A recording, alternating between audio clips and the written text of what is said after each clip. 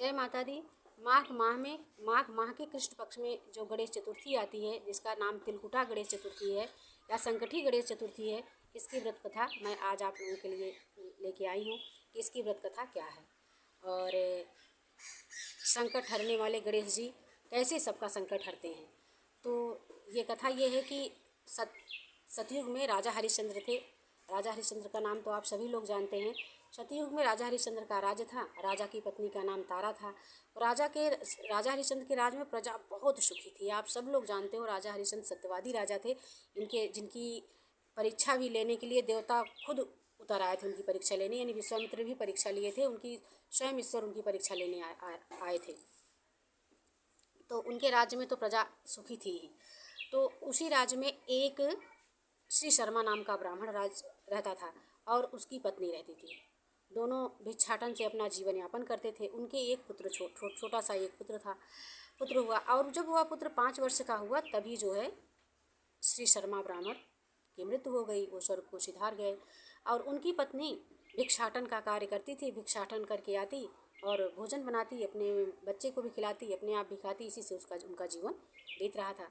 और वह गणेश संकठी का व्रत भी करती थी। हर माह के गणेश संकठी का व्रत करती थी। और उस समय ये माघ माह की गणेश संकठी तिलकुटा का व्रत आया हुआ था। और उसी राज्य में एक कुम्हार रहता था। वह कुम्हार आंवा तो लगाता था लेकिन उसके बर्तन कभी पकते नहीं थे। वह कुम्हार जब आंवा लगाए, भाई पहले मिट्टी के बर्तन का ही उपयोग होता था। शादी ब्याह के लिए लोग बर्तन के लिए ले आए, उसके पास आए मांगने के लिए, उसका बर्तन आंवे में कभी पकता ही नहीं था। उसने एक तांत्रिक से पूछा कि बताइए मेरा बर्तन नहीं पकता है, मैं आंवा लगाता हूँ लेकिन मेरा बर्तन कच्चा ही रह जाता है।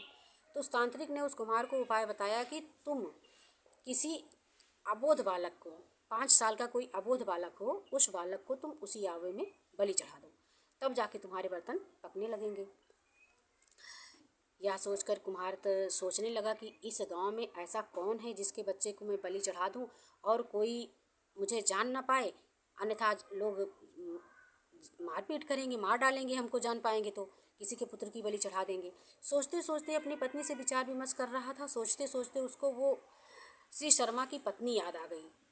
और श्री शर्मा की जब पत्नी आ गई तो श्री शर्मा का एक 5 वर्ष का पुत्र था। वो भी कि श्री शर्मा नहीं है, इनकी पत्नी कुछ नहीं कहेगी और जान भी नहीं पाएगी, क्यों ना मैं श्री शर्मा के पुत्र को ही आंवे में बलि चढ़ा दूँ।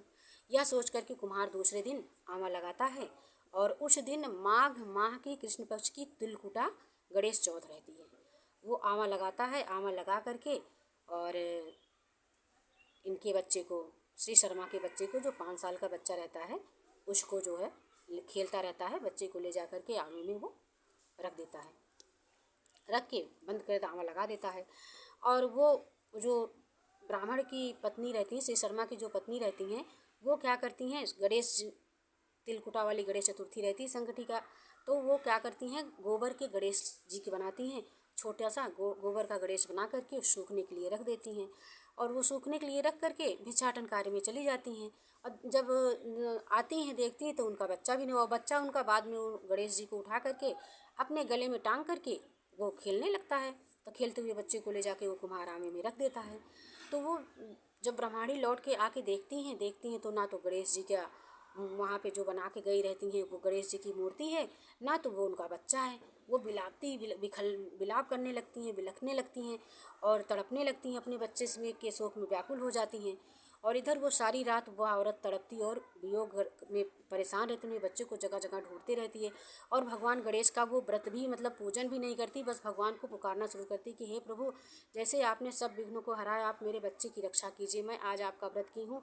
हे गणेश भगवान विघ्न के हरता, सबकी मनोकामना पूर्ण करने वाले प्रभु, आप मेरे बच्चे की रक्षा कीजिए। वो बच्चे की भगवान गणेश से बच्चे की रक्षा के लिए विनती करने लगती हैं, क्योंकि उस औरत का सहारा केवल एक उसका पुत्र ही रहता है और कोई नहीं रहता है। पति संसार छोड़ ही चुका रहता है। और इधर कुम्हार दूसरे दिन सुबह निश्चिंत हो बलि दे करके बच्चे को आंवे में रख करके इधर ये कुम्हार निश्चिंत होकर के सो जाता है। और सुबह जब उठता है, जब वो अपना आंवा खोलता है तो देखता है कि उसमें बच्चे, जहाँ पे बच्चा रखा है आंवे पे, बर्तन तो उसके पक जाते हैं, लेकिन जहाँ बच्चा वो उसने रख देता है बच्चे को, उसकी जंघा के बराबर वहाँ पानी भरा हुआ है और कमल के पुष्प और दुर्वा उसमें खिले हुए हैं। यह देख करके बड़ा अचंभित हो जाता है और बच्चे को जीवित देख करके वह डर जाता है। डरने के बाद वो बच्चे को निकालता है। निकालने के बाद दौड़ के राजा के दरबार में जाता है। राजा के दरबार में जाता है और राजा से अपनी सारी करतूत बताता है कि हे राजन, मेरे बर्तन पक नहीं रहे थे तो मैंने एक तांत्रिक से इसका उपाय पूछा। तांत्रिक ने बताया कि किसी 5 वर्ष के बालक का तुम बलि दे दो तो तुम्हारा बर्तन पकने लगेगा। तो मैंने इसी बालक को, श्री शर्मा के बालक को, मैंने अपने आंवों में रख दिया और मैंने बहुत ही जघन्य पाप किया है राजन। मैं दंड का अधिकारी हूँ, आप मुझे कृपया मृत्यु दंड दीजिए। राजन ने कहा ठीक है, चलो तुम्हें तो बाद में देखेंगे तुमने क्या किया कैसे किया, तुम पहले मुझे वो स्थान दिखाओ। और उसने ये भी बताया कि जहाँ बालक को मैंने रखा था वहाँ जंघे बराबर पानी और कमल के पुष्प और हरी हरी दुर्बा खिल गई है और बच्चे का बाल भी बाका नहीं हुआ। तो राजन ने कहा तुम मुझे उस स्थान को दिखाओ जहाँ पे यह कार्य हुआ है। और राजा उसके साथ, कुम्हार के साथ उनके घर आते हैं जहाँ कुम्हार आंवा लगाया रहता है। वहाँ देखते हैं तो जंघे के बराबर तक का पानी और हरी हरी दुर्बा, कमल के पुष्प खिले रहते हैं, ऊपर उसके बर्तन रहते हैं। वहाँ मतलब उस बच्चा खेलता रहता, भूख प्यास भी उसको नहीं लगती है, एकदम बच्चा खेलता रहता है, हिष्ट पुष्ट खेलता, जैसे खेलता उठा के ले गया था वैसे वो बच्चा वहाँ खेलता रहता है। यह देख करके राजा आश्चर्यचकित हो जाते हैं और तभी से उस ब्रह्माणी को पता चलता है। वह रोती बिलखती कुम्हार के घर तक पहुँच जाती है। कुम्हार के घर तक पहुँच करके अपने बच्चे को वहाँ देखती है। बच्चे को उठा करके अपने वात्सल्य और ममता को अपने बच्चे पे उड़ेलने लगती है, खूब प्यार करने लगती है। और राजा जो है उस ब्रह्माणी को देख करके बहुत खुश हो जाते हैं कि कितनी पतिव्रता और कितनी सत्यवान ये स्त्री है कि इसका बच्चा जो है आंवे में बच गया। तो राजा ने कहा कि आप कृपया मुझे ये बताइए कि आपने कौन सा ऐसा व्रत किया, कौन सा ऐसा पुण्य कार्य किया जिसके कारण आपका यह पुत्र आंवे में भी बच गया। तो वो ब्रह्माणी बताती है कि हे राजन, मैं और कोई कार्य नहीं करती हूँ, मैं केवल गणेश जी की संकटी का व्रत करती हूँ।